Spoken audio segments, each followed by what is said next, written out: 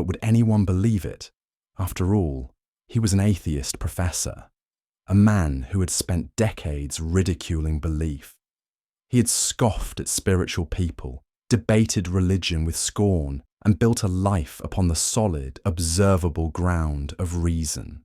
And now he was supposed to come back from the dead and talk about angels, about beings of light, about a Jesus who answered prayers and held him in unconditional love. What would his colleagues say? What would his students think? Would anyone take him seriously again? And yet, the call remained. That voice, that presence, those words he could never forget. You must go back and love the people. So what did that mean? Was he supposed to start preaching? Join a church? He had no background in religion. He didn't even know where to begin. But he knew this much.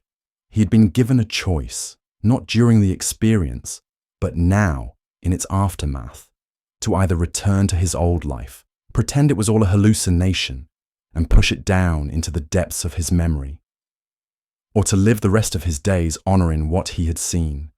And he couldn't forget it, not even for a moment. The light had marked him. So, slowly, nervously, he began to speak. First to his wife, then to a nurse, then a friend. Each time he told the story, and each time he expected ridicule.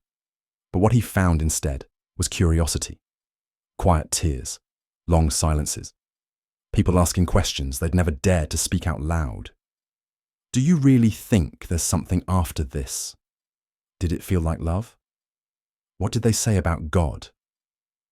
The story began to spread, and with it, something strange began to happen inside Howard. He wasn't just changing spiritually, he was changing in every possible way.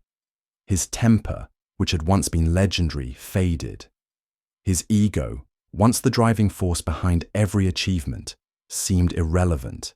His ambition, once measured in awards and status, now revolved around service. He left his position at the university. He entered seminary. He became a pastor.